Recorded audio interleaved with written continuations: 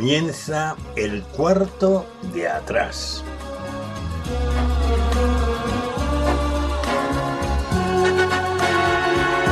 El cuarto de atrás es un tiempo para conversar entre amigos acerca de temas que nos importan. No pretendemos dar sentencias ni valoraciones especializadas, sino aportar las opiniones de personas como tú que se detienen a pensar en asuntos importantes que ocurren en nuestro mundo. El cuarto de atrás abre sus puertas durante una hora para tratar temas de actualidad desde una perspectiva diferente, la mayoría de las veces en tertulia, aunque de vez en cuando también entramos en un tiempo más íntimo y en vez de tertulia es una entrevista. En todo caso, nuestro acercamiento a la actualidad procuramos siempre que sea en perspectiva cristiana, porque esta es una emisora cristiana. Acompañamos el tiempo del cuarto de atrás, o más bien lo sazonamos con 2 o 3 breves pizcas de adobo musical. Preferimos temas de la gran música, también llamada clásica, aunque de vez en cuando escuchamos música de otros estilos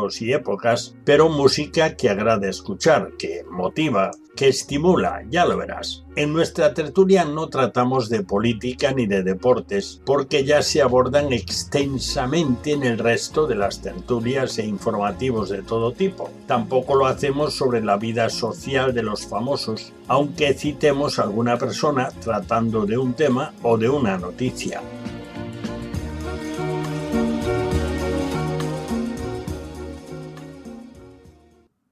Bienvenidos al cuarto de atrás. Abrimos nuestras puertas simbólicas para comenzar nuestra tertulia semanal. Hoy charlaremos acerca de un tema tal vez poco habitual, pero sin duda un tema importante para cualquier persona. Algunas se contentan con decir, bueno, yo no creo, pero algo debe haber o algo hay. Bueno, el tema hoy será ¿qué sabemos de Dios? Pero antes de continuar, como es natural, esto es una tertulia. Así que yo estoy examinando, mirando, observando alrededor de la mesa de la tertulia del cuarto de atrás. Y veo por ahí, por ejemplo, a Camilo, que acaba de llegar, pero tenía que estar, está, así que bienvenido, Camilo. Pues bien hallado, buenas noches. Pues si hay que estar, estamos. Muy bien, enhorabuena. Tengo también por ahí al señor Carlos Rodríguez, que viene desde más lejos, pero está fielmente en su lugar de la mesa. Bienvenido, Carlos. Hola Daniel, ya sabes que no hay distancias hoy día, no hay distancias. Bueno, por un lado es una ventaja, por otro no tanto, porque te pueden seguir por todos los rincones del También planeta. te encuentran enseguida. Sí, sí. Y tenemos también con nosotros a Pedro Crenes, nuestro escritor de cabecera. Bienvenido, Pedro. Muchísimas gracias por la invitación. Y hoy nos acompaña Enrique Iglesias, que tampoco está aquí al lado, pero es igual, está aquí sentada a la mesa, o sea que no se puede pedir más. Bienvenido, Enrique. Gracias, buenas noches, buenas noches. Echamos de menos unas cuantas damas, que por lo menos un par de ellas más iban a estar hoy, pero no están. Así que echamos de menos a Flor, que está empezando sus vacaciones escolares. Bueno, creo que empieza mañana. No, Enrique, ¿empiezan mañana las vacaciones o cómo es eso? Enrique no me escucha. Sí, escucho. Pues Te nos dedicaremos. oigo bajísimo, ¿eh? ¿O no estabas orientada hacia el micro o algo pasaba ahí? No, tengo auriculares, en teoría me deberías escuchar, ¿no me escuchas? Ahora sí, ahora Bueno, bien, pero al principio no. Oía un murmullo y se parecía al tuyo, pero no llegaba. digo que, que hoy todavía estuvo el alumnado en los centros y Ajá. mañana comienzan las evaluaciones. O sea que Entonces el hay reparto tarea. de alegrías. Sí, sí, Sí, sí. seguro. Mm. Y también nos falta Marta, que Marta es oficial siempre el tercer cuarto de atrás del mes, pero tampoco está. Y Lourdes hoy no pudo estar tampoco. Así que yo contaba por lo menos con una, pero resulta que no tengo ninguna. Es por aquello del contrapeso femenino que siempre viene bien. siempre tienen una manera distinta de ver las cosas. Bueno, comenzamos ya sentados alrededor de la mesa, cada uno muy cómodamente, y si no está cómodamente es porque no se lo ha planteado. En el cuarto de atrás siempre empezamos con un toque de aperitivo, una pieza escogida de buena música. Ponemos 3 a lo largo del programa, una al principio, una a la mitad y una al final, que les llamamos pizcas de adobo musical. Hoy serán 3 piezas para coro de la magna composición del austríaco Joseph Haydn, conocido como el padre de la sinfonía y del cuarteto de cuerda, quien, tras un viaje a Inglaterra, queda impresionado por los oratorios de Händel, especialmente por el Mesías, y compone el oratorio La Creación, que es su obra más querida y cuidadosamente elaborada. Le dedicó más tiempo que a ninguna composición suya, y tiene muchísimas. Se basa en los 2 primeros capítulos del Génesis, algunos salmos, algún texto, algún versículo de algún salmo, y también pasajes del Paraíso Perdido de Milton. Con todo eso, el libreto no lo hizo él mismo, sino que lo hicieron para él. Un amigo se lo compuso en alemán, que es en lo que canta el coro. Así que vamos ya con la primera pizca de adobo musical, después de hacer este anticipo de lo que va el asunto. Se trata del tema final de la primera parte del oratorio La Creación de Haydn, donde el coro y los solistas cantan en alemán los primeros versículos del Salmo 19. Los cielos cuentan la gloria de Dios, que ensalzan la gloria de Dios manifestada en la creación. Los intérpretes son la Real Orquesta Filarmónica de Londres y el coro del Festival de Brighton, dirigidos ambos por el director húngaro Antal Dorati. Escuchemos este primer tema para poner la salsita, el fondo de adobo.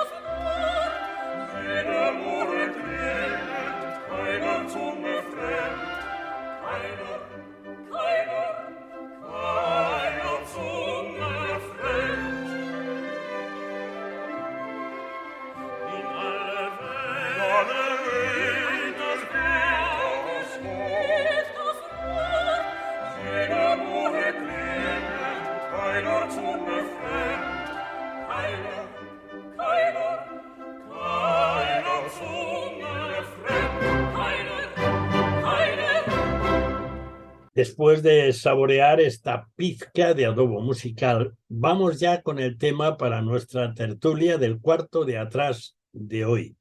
Repito, el título escueto es ¿Qué sabemos de Dios?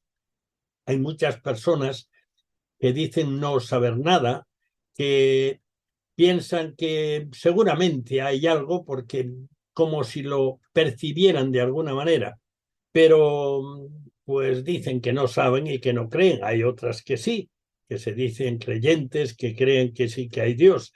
Pero cuando entramos un poco más de cerca, y en este caso esta es una emisora cristiana, así que, aunque emite desde muchos lugares distintos, pues esta es una pregunta pertinente, porque puede ser que nos digamos creyentes, y aquello en lo que decimos creer pues anda un poquito escaso, digamos. Así que, ¿qué sabemos de Dios? Vamos a empezar por la primera cuestión básica, que es la cuestión en la que todo el mundo, de alguna manera, en algún momento se aproxima a ello. Y yo os voy a pasar la pregunta. ¿Qué sabemos de la existencia de Dios? Y si lo sabemos, ¿cómo lo sabemos? Vamos a empezar por Pedro, que lo tengo ahí. Pedro está muy atento en este momento. Y ¿por dónde saldrá este? Eso es lo que está pensando Pedro. ¿Por dónde saldrá este? Bueno, ¿cómo Pues, sabemos de la existencia de Dios y qué sabemos de la existencia meramente? pues hay dos maneras, ¿no? Las dos maneras clásicas, ¿no? Por decirlo así, la revelación, podemos decirlo así, la natural, ¿no? Vemos en la naturaleza que sospechamos que algo tiene que haber, porque esto es tan maravilloso, las cosas tan sencillas y pequeñas como las grandes, ¿no? Y por otro lado está lo más eficiente, por decirlo así, que es la palabra de Dios, ¿no?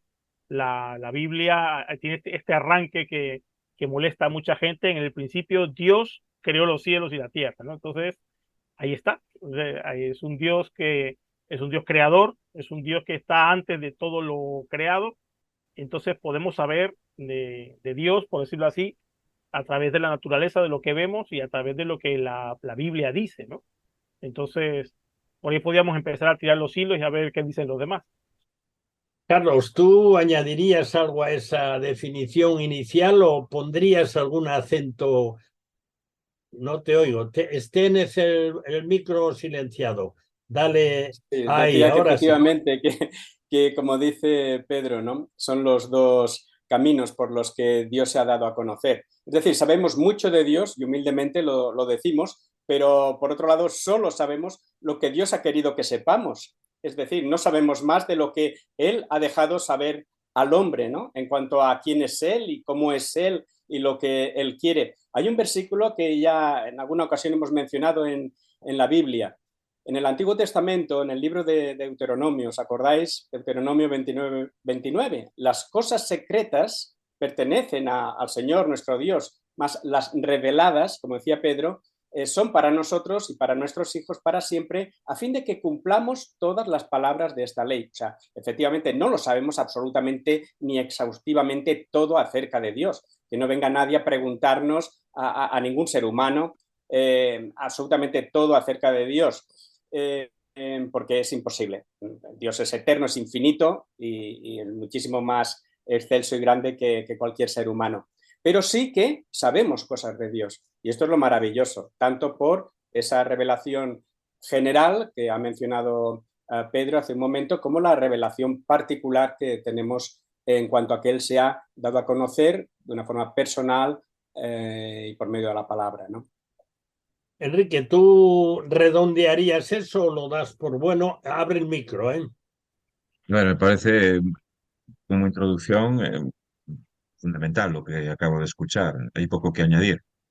Simplemente incidir en que esa revelación natural, que podríamos pensar que es un simple indicio, es tan rotunda que la Biblia, el apóstol Pablo, en concreto en Romanos, dice que los seres humanos no tienen excusa. Es decir, la naturaleza habla de un Dios creador, de un Dios sabio, de un Dios, eh, bueno, que dejó su huella. Y por supuesto, la palabra escrita es maravillosa, es Dios hablando a nuestros corazones con la ayuda del Espíritu Santo.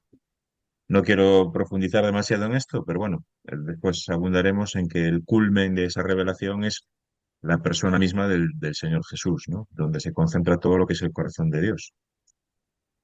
Camilo, abre el micro primero.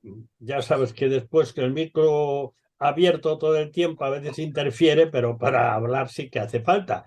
¿Tú estás pensando en algo más? Bueno, yo estoy en principio, tengo que establecer lo que ellos dicen, ¿no? Como decía Pedro, pues yo qué sé, cómo empieza la Biblia, ¿no? Bereshit, bara Elohim, o sea, en el principio Dios creó, pero todas esas cosas que yo conozco del Señor, empezando por Dios como creador de todo lo que veo, de esas maravillas, las tengo que aceptar por la fe, eso evidentemente, aunque la evidencia es mucho más grande que la de aquellos que no creen en un Dios eterno y creador que está ahí. Tienen que ejercitar mucha más fe ellos que yo, pero en el fondo tengo que reconocer que todo lo que sé, después de 40 años de trabajo y estudios, es que una de las cosas que en principio sé es que Dios es el todopoderoso Dios creador, y me quedan muchísimas interrogantes cada día más. Cada día tengo que decir como el filósofo, hay muchas cosas que no entiendo nada, pero Deuteronomio 29 a mí, Carlos, también me vale mucho, ¿sabes? Tengo que dejar muchas preguntas ahí a un lado, pero qué maravilla es creer al menos en ese Dios creador, y que, para zanjar la cuestión así de un momento, después de salir de muchísimas filosofías y de tener la cabeza muy hinchada, al menos en la revelación, que como hablaba Enrique, que es su palabra, pues encontré un Dios de amor. Y ese Dios de amor me ha acompañado siempre, y cada día me he enamorado más de él, porque ha sido algo tangible y personal, y que he vivido a través de los años. Habéis aludido en las respuestas, habéis aludido todos a la revelación de Dios. En la carta, la epístola del apóstol San Pablo a los romanos, en el capítulo 1, hay unos textos que son muy conocidos, muy discutidos también, pero en esos textos dicen algunas cosas que resultan bastante fuertes.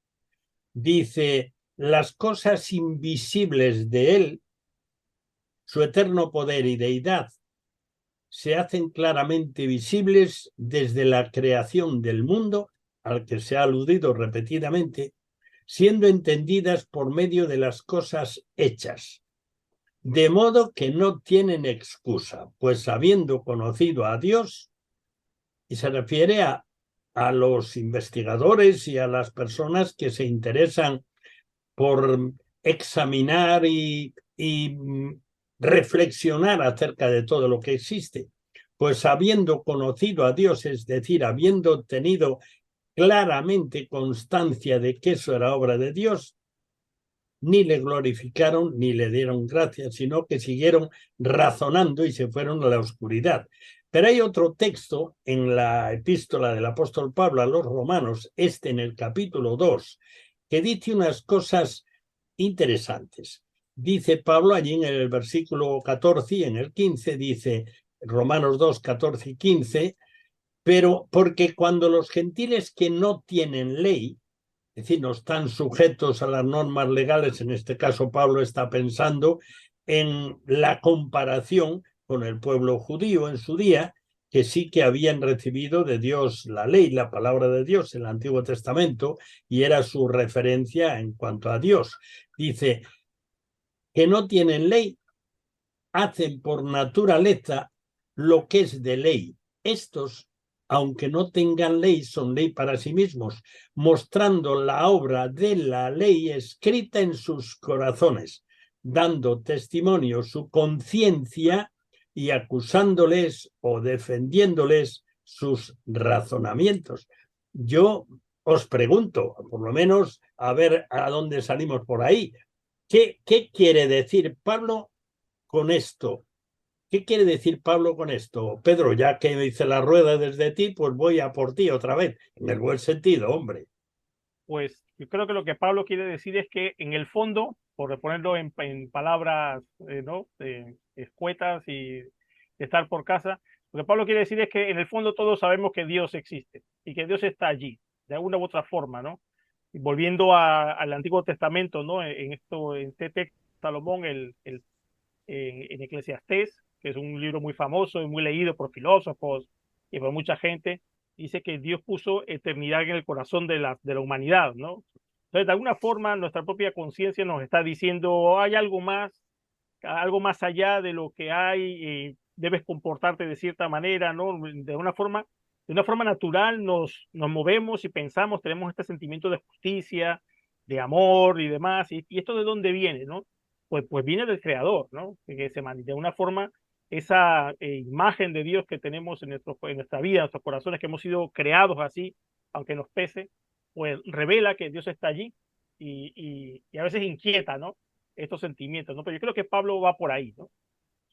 La primera vez que yo escuché algo así fue en un entierro, en el tiempo que se velaba el cadáver, y ya sabéis que en los entierros se habla de la muerte y se habla del después inevitablemente. Hay el que dice, no, no, no, aquí muerto el perro se acabó la rabia. Pero hay el que dice, hombre, tiene que haber algo. Yo creo que esto no puede terminar así, tiene que haber algo. Carlos, ¿esto tiene que ver con lo que dice Pablo aquí en Romanos 2, 14 y 15 o es otra cosa? No, no, indiscutiblemente. Aparte de lo que hemos mencionado, ¿no? De la revelación natural, general, o sea, la naturaleza, uno ve esa creación y ya se hace una pregunta muy seria, ¿de dónde ha salido todo esto, verdad? Esa pregunta es muy seria. Pero volviendo a esas palabras del apóstol Pablo en el libro de Hechos, ¿no? No, perdón, de Romanos, si no me equivoco, ¿no? Hablando de los gentiles que por naturaleza hacen lo que es de la ley, dice, mostrando la obra de la ley escrita en sus corazones. ¿Qué quiere decir esto? Pues bueno, que hay un sentido moral que todo ser humano tiene de lo que está bien y de lo que está mal. Así de sencillo. Absolutamente todos, en cualquier religión, en cualquier cultura, seas ateo, no lo seas, tú finalmente has hecho un baremo propio de lo que está bien y de lo que está mal. Y sobre ese baremo actúas tú mismo. Tú actúas pues haciendo lo que es bueno y tú mismo sabes cuándo eres justo contigo mismo al hacer aquello que tú has evaluado como bueno. Y cuando fallas, pues te das cuenta de que incluso en tu propia ley, en tu propio baremo, has errado, has fallado. Y así todo ser humano se encuentra culpable, sea cual sea la ley que tenga en su conciencia, por muy cauterizada que esté, por muy borrada que la tenga. Se da cuenta que no cumple consigo mismo, con el baremo que él tiene. Entonces, el problema del ser humano es este.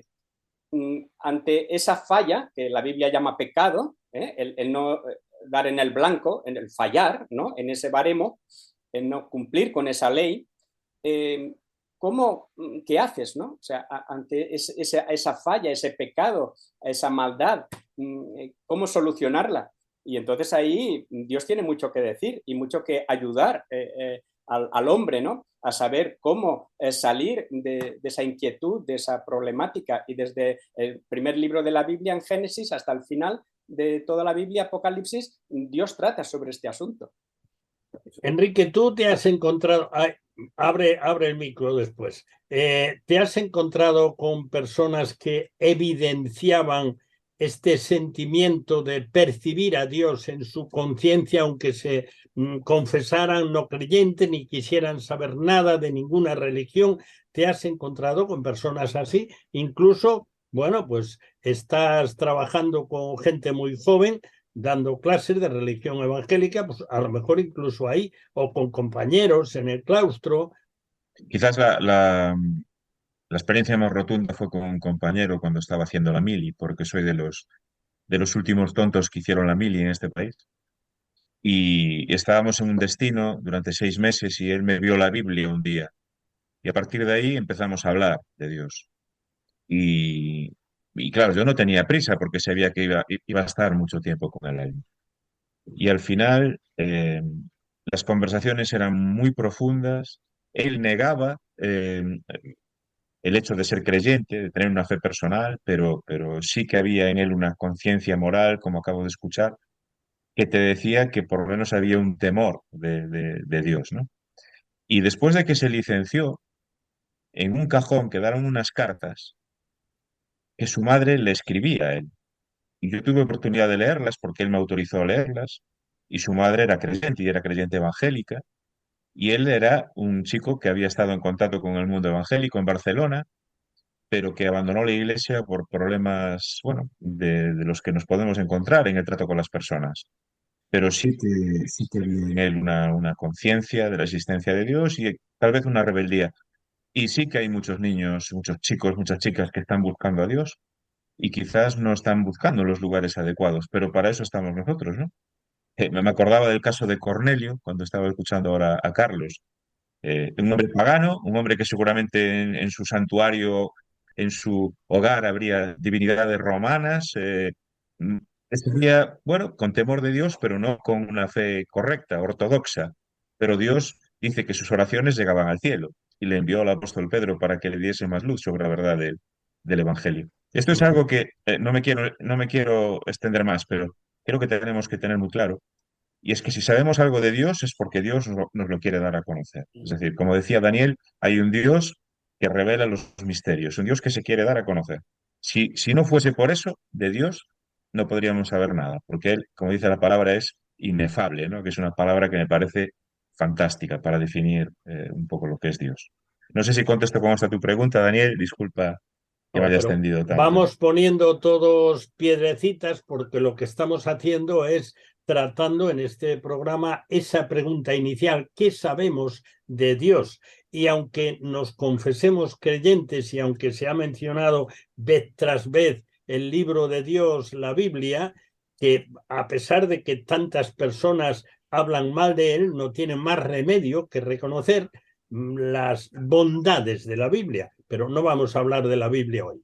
Así que sencillamente seguimos en el tema. Entonces, Camilo, ¿tú qué experiencia tienes en este sentido? El encontrarte con personas que, por un lado, se niegan absolutamente a creer o a ser creyentes o a tener a Dios en cuenta, pero por otro lado, se asuma su conciencia. ¿Qué experiencia tienes tú en esto?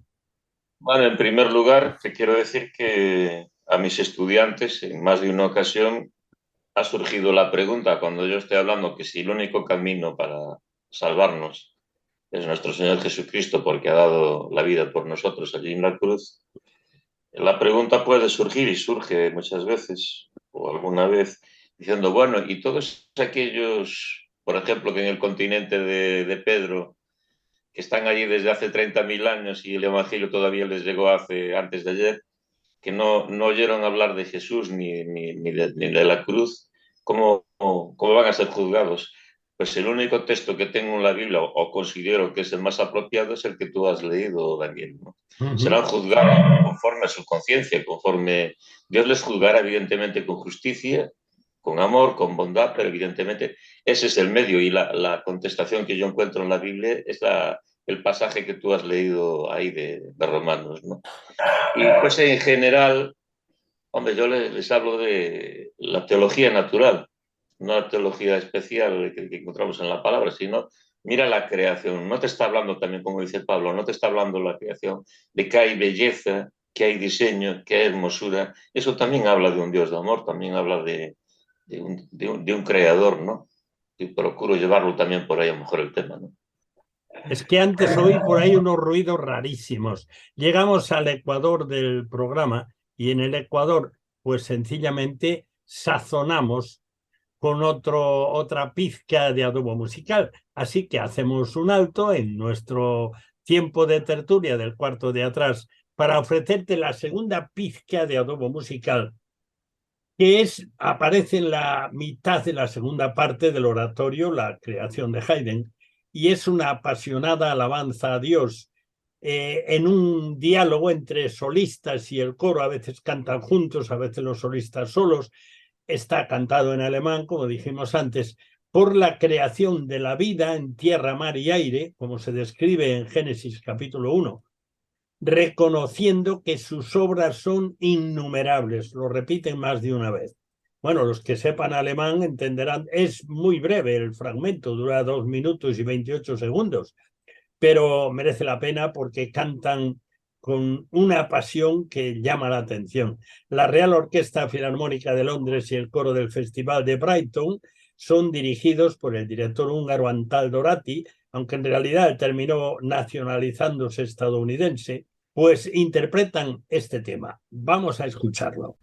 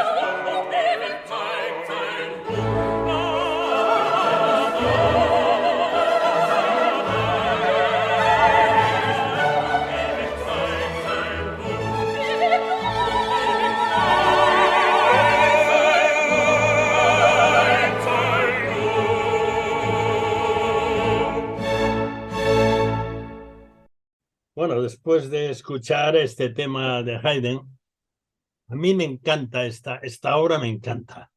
El primer tema que escuchamos, ese comienzo del Salmo 19, es una preciosidad. Y el último que escucharemos al final del programa es otra. Bueno, pero de todas formas es que fue una obra que Haydn la hizo con especial interés, quizá por querer estar a la altura de lo que él había escuchado de los oratorios de Händel, que hizo un puñado de ellos, y también porque ya estaba en la madurez, ya estaba ya bien económicamente, tenía una casona que era un medio palacio que se compró en Viena, y él ya en ese momento ya podía dedicarse de verdad, no por la necesidad de hacer otra cosa para ir viviendo o para cumplir con el amo, que en este caso fueron los señores de Esterházy, que eran húngaros, pero ahora ya podía hacerlo y disfrutar de hacerlo y se empleó a fondo. Bueno, hemos estado viendo algo en esta primera parte en cuanto a qué sabemos de Dios. Ahora, hay una cuestión que, aunque algún texto ya hemos mencionado, pero creo que tenemos que aproximarnos de alguna manera. Y es lo siguiente. Cuando hablamos con cualquier persona de nuestro entorno, de nuestro círculo, u ocasionalmente, a mí se me dio el caso un día de entablar una conversación, reconozco que un poco, no sé, poco pacífica, pero bueno, tampoco nos faltamos ni nada, en una farmacia, por alguien que estaba diciendo que todo lo que dicen los evangelios es un rollo y Cristo una tontería, algo así. Entonces yo salí al paso y resulta que el hombre ni había leído los evangelios ni nada, hablaba de memoria.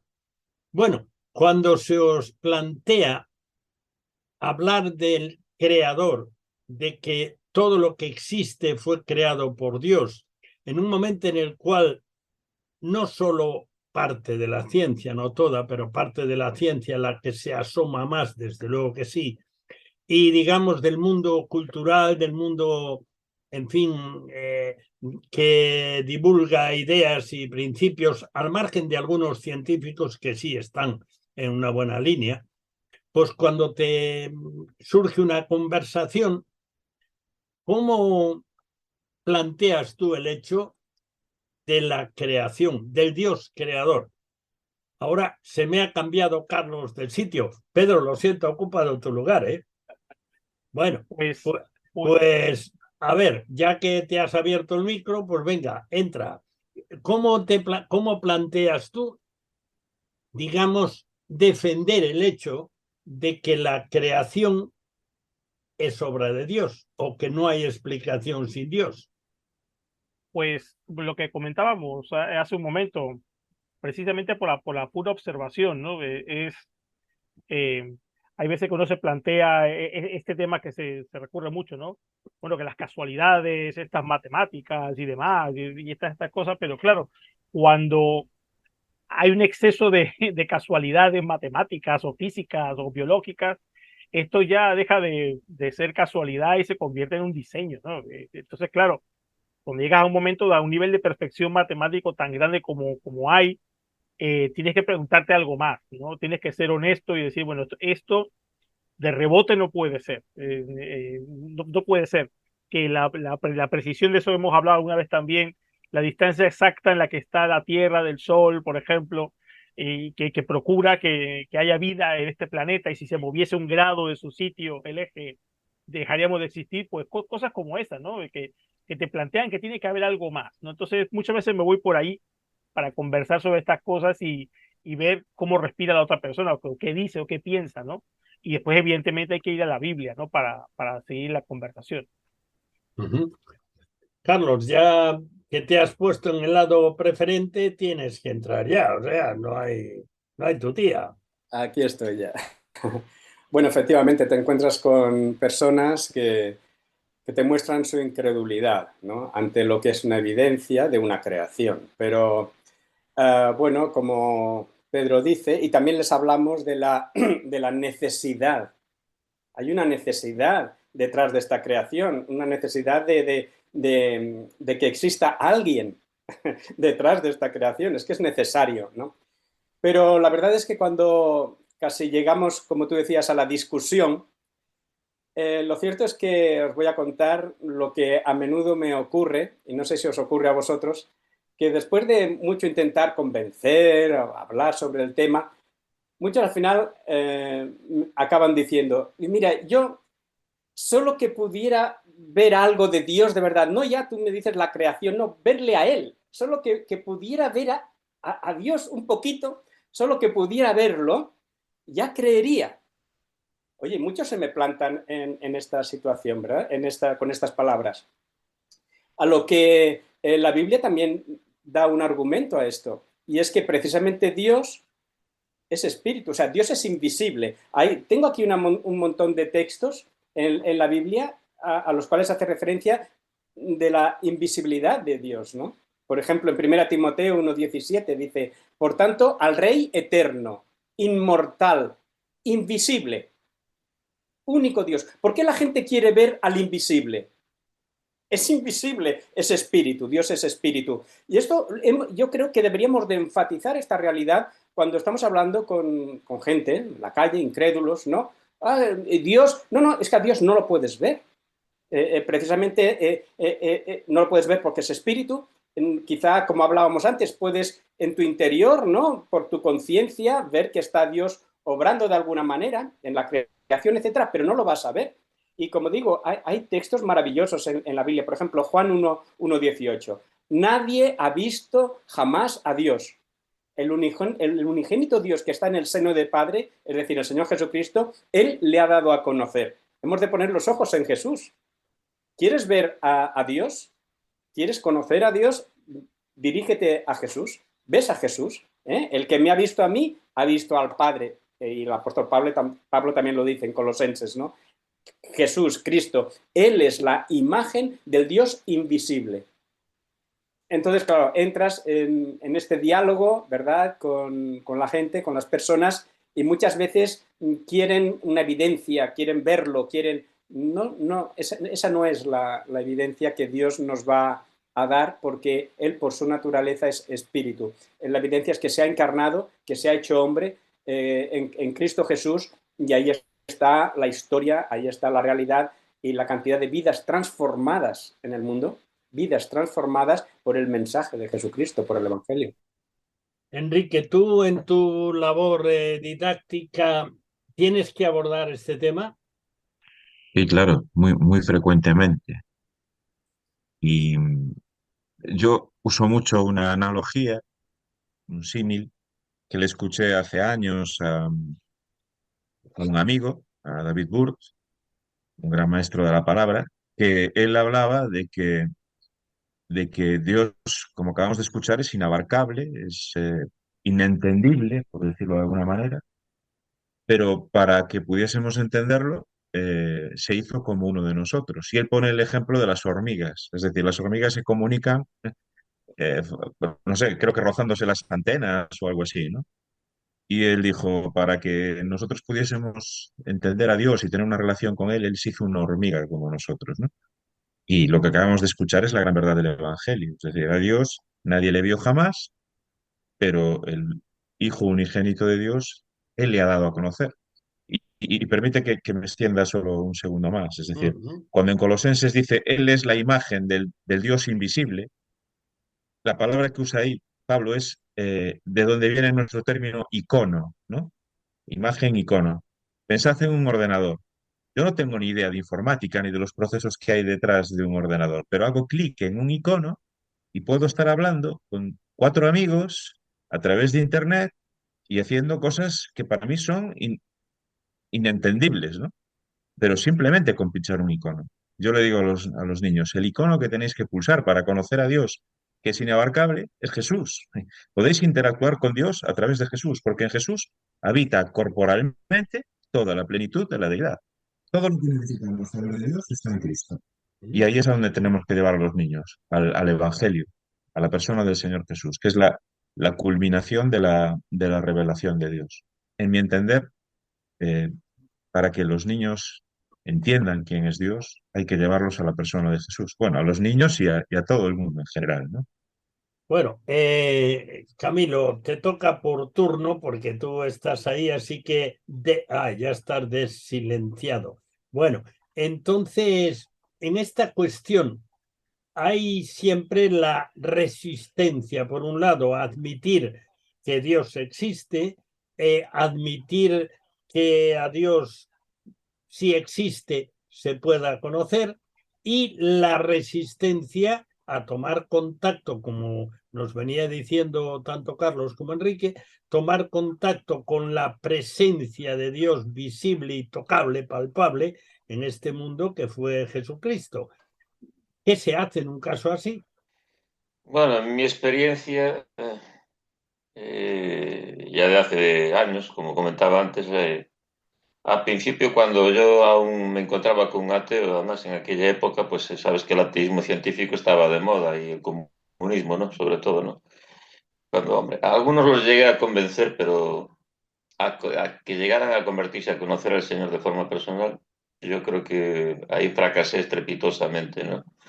Y claro, algunos llegaba a convencerles porque utilizaba todos los argumentos físicos, metafísicos, que es antropológicos, de todo tipo, ¿no?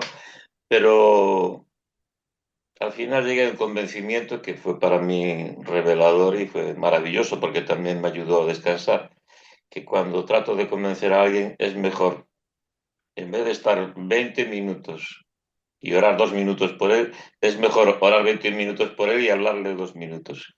Porque al final dije yo, Señor, yo no puedo hacer nada por mí mismo, me estoy rompiendo la cabeza, mi cabeza hecha humo y no consigo nada, pero si descanso en ti, en que tú haces la obra, pues a lo mejor pues, oro por ese muchacho, por esa persona, y al final con decirle, mira, Cristo te ama, te quiere salvar, a lo mejor esa persona pues, llega al conocimiento, porque el convencimiento lo hace el Espíritu Santo, es una labor es de Dios, es una obra de Dios, y ese convencimiento, pues desde aquella, pues procura hacer de esto, porque puedes hablar de desmontarle toda la teoría de la evolución a una persona, hablarle, como decía Pedro, pues yo qué sé, pues de la exactitud de los mecanismos del universo, desde lo más pequeño a lo más grande, y puedes echarte una hora hablándole con datos científicos que demuestran que Dios tiene que existir, que eso no está por casualidad. Y en cambio, pues yo recuerdo a veces a gente que incluso le convenció de tal manera que han venido al lugar de reunión,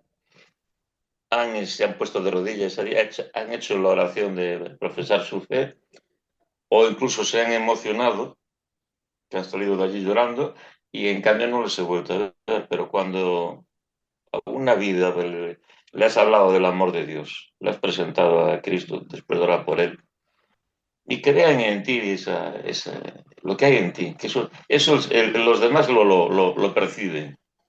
Porque uno cuando está en el Señor, al final muchas veces el Señor no sale por los poros, digo yo, cambia el semblante. ¿Cuántas veces yo he visto que gente convertirse y al día siguiente estoy tomando un café con ellos y tengo que decir para mis adentros emocionado, decir, caramba, este hombre o esta mujer verdaderamente ha conocido al Señor, tiene otro semblante, te parece otra persona diferente, ¿no?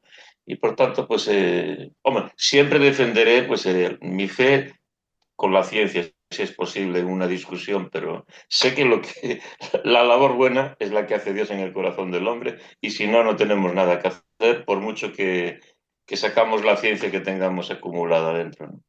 Pues muy bien, gracias Camilo. Entonces aquí entramos en otro territorio. ¿Qué sabemos de Dios? Bueno, entramos en otro territorio que es interesante, que tú has abierto la puerta para entrar en él.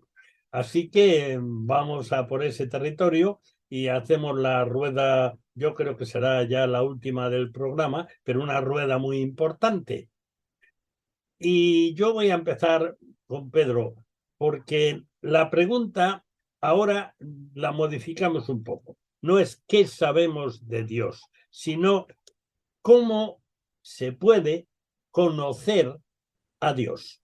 Pues se puede conocer a Dios definitivamente a través de lo que Él ha revelado en la Biblia, ¿no? Dice en Hebreos, al principio de la carta a los Hebreos, que Dios ha hablado desde la antigüedad, desde el principio, de muchas maneras, ¿no? Por profetas y por otros medios, y que últimamente, lo que decía Enrique, ¿no? Dios nos ha hablado en su Hijo. es como si fuese un lenguaje, ¿no? Entonces, la única manera que tenemos de conocer al Dios creador, al Dios que ha puesto todo esto en marcha, al Dios que quiere relacionarse con nosotros, es a través de la persona de Jesús, ¿no? Es la única manera que tenemos para conocer. Es a través de la Biblia y es a través de la persona de Jesucristo que podemos llegar de verdad a conocer a ese Dios que quiere darse a conocer. Y no solamente se ha dado a conocer, sino que quiere tener una relación con nosotros. Y esa es una de esas maravillas que hay veces que, como decía Camilo, ¿no? Es el Espíritu Santo, no es Dios mismo el que tiene que convencernos de que tenemos esta grandeza al alcance de la mano, ¿no? Entonces yo creo que podíamos guiar a nuestros amigos a encontrarse con la persona de Jesús a través de la Biblia. Bueno, pero ahí nos queda algo y mira, ya te estoy mirando a ti en la otra esquina de la mesa. Esta mesa tiene esquinas, hay mesas que son más redondas o ovaladas. Te estoy mirando en una esquina, Carlos, y hay un aspecto que Camilo levantó la liebre, pero todavía no hemos cazado la liebre. Entonces, es lo siguiente. Camilo habló bastante largo y tendido y en cierta manera, de otra forma distinta, Pedro, digamos que remachó lo que Camilo había dicho, pero Camilo enfatizó una cosa, y es que la verdadera, digamos, el verdadero encuentro real con Dios, de conocer a Dios personalmente y ya de una forma estable y continuada, ese verdadero conocimiento no lo podemos insuflar en alguien, no lo podemos hacer alcanzar por medio de una explicación tremenda, densísima, completa, clarísima, sino que ahí hay otro factor y ese otro factor podemos ignorarlo, pero es que si no entra ese factor, pues no hay conocimiento real. A lo mejor habría que ampliar el asunto. ¿Qué es conocer a Dios? Carlos, abre, sí.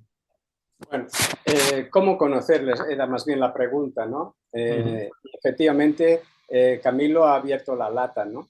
Es esa, podríamos decir, obra de la gracia de Dios, esa vida nueva que Él crea por el Espíritu Santo, es una nueva realidad que viene a hacernos nacer de nuevo, a tener una relación espiritual con Dios única que no se puede ni comprar, ni se puede ganar, ni es por medio del estudio, ni nada. Es una obra de la gracia. La gracia es el favor inmerecido de Dios hacia el hombre, ¿no?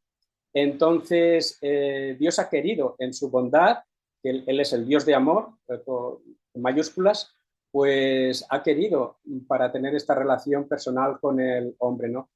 Manifestarse en nuestros corazones por medio del Espíritu Santo, por medio de esa obra espiritual de nacer de nuevo, de dar vida espiritual para que lo espiritual se acomode a lo espiritual, ¿no? Entonces era necesario esa vida espiritual. Bueno, en resumen, te has quedado en la frontera. Bueno, pues tenemos que ir un pasito más. Así que aunque el tiempo nos va ya bastante justo, pero Enrique, a ver, el pasito más, porque ahí falta algo todavía, aunque Camilo ya lo destapó, pero no se dedicó a trabajar mucho con ello, no, lo dejó ahí en bandeja. Claro, yo creo que lo que acabo de escuchar apunta en la dirección correcta, o sea, correctísima, diría yo. Hubo un día que una noche un gran maestro de Israel, dice la Biblia, el gran maestro de Israel, que se llamaba Nicodemo, que mira si no sabría él cosas acerca de Dios, cuando Jesús le cataloga como el gran maestro de Israel, se acerca a Jesús y Jesús le demuestra que en realidad no sabía nada, porque no sabía que le era necesario nacer de nuevo a través de la obra del Espíritu Santo en su vida, ¿no? Y esta es la clave. Es decir, hay muchas personas que saben muchas cosas acerca de Dios, seguramente más que yo, Eh, pero no conocen a Dios. Y el conocimiento de Dios está en Jesucristo, pero no investigando a Jesucristo como personaje histórico, que también, sino reconociendo que Jesús es aquel que Dios envió al mundo para que a través de él podamos tener una relación personal con él, ¿no? Y yo no sé si Nicodemo llegó a entenderlo o no, quiero pensar que sí, ¿no? Por las evidencias que deja el Evangelio, pero Jesús apuntó a su corazón de una manera profunda y le dijo, no es una cuestión de acumular conocimiento acerca de Dios, sino conocerme a mí personalmente y sobre todo rendir tu vida a mí como tu Salvador y como tu Señor. Y hay otra cosa que es muy importante conocer a Dios, pero yo diría, creo que con la evidencia de la Escritura, y creo que respalda esta afirmación que voy a hacer, que es más importante que Dios nos conozca a nosotros. Habrá un día que algunos se presentarán delante de Dios, Señor, en tu nombre hicimos muchísimas cosas y tal y cual, presumiendo de ser grandes cristianos, y Dios les dirá, el Señor les dirá, nunca os conocí, apartados de mí, hacedores de maldad. Es decir, es importante que Dios nos identifique y nos reconozca como hijos suyos. Y para ser hijos de Dios, tenemos que confesar a Jesús como nuestro Salvador y como nuestro Señor, y que el Espíritu Santo A derrame en ratos, nosotros. a ratos tu Sí, voz desaparece. Es como si de repente hablaras bajito, bajito, bajito. pues lo siento, Yo estoy también, hablando, ¿eh? estoy hablando bastante alto. Esto es que ya hace rato que tendría que haberme callado y me estás censurando de No, alguna manera. es cuando te alejas un poquillo de la cámara. No, no es otra. Vale, vale. Puede ser, puede Dis- ser. Bueno, ya había hablado demasiado. Bueno, quedamos en que conocer a Dios es un asunto espiritual. No es un asunto de saber, es un asunto de vivir, de sentir, de experimentar, un asunto espiritual. Es decir, es una iniciativa de Dios mismo, el Espíritu Santo. Pero, de todas formas, es muy importante que los rastrojos que hay de conocimiento se vayan iluminando con la palabra de Dios para estar más cerca de esa evidencia, de esa situación, de ese mutuo conocimiento, que es de lo que se trata. Eso que llamamos, o que llama la Escritura, conversión, es un nuevo nacimiento, también lo llama la Escritura. Algunos utilizan el término renacer, pero bueno, también en la Escritura está el término.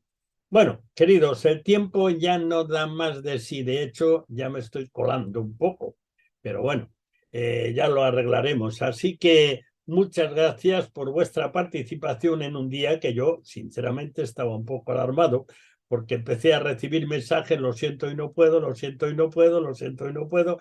Digo, madre mía, yo que echo mano de vez en cuando, en este caso, excepto Camilo, que no es fiel al programa, Camilo no es fiel, es fidelísimo, pero excepto eso, los otros estáis aquí porque yo os invito y a veces os invito todas las semanas, pero la verdad es que no os tengo en nómina todavía. Hablaré con el Ministerio de Igualdad de todas maneras, mientras está ahí, mientras vive. Bueno, pues muchas gracias a Pedro, a Carlos, a Enrique, a Camilo por este tiempo en el cual nos hemos aproximado un poquito, pero creo que ha merecido la pena. Bueno, en segundo lugar, bueno, pues ya sabes, falta la tercera pizca de adobo musical, es el coro final del oratorio, la creación de Haydn, donde se convoca todo lo creado para cantar al creador. Lo hacen, ya lo hemos dicho 2 veces, en alemán. Así que escuchemos a la Real Orquesta Filarmónica de Londres y el Coro Festival de Brighton, dirigidos por el húngaro Antal Dorati, interpretando este último tema como este es el cierre del oratorio La creación de Haydn. Escuchémoslo.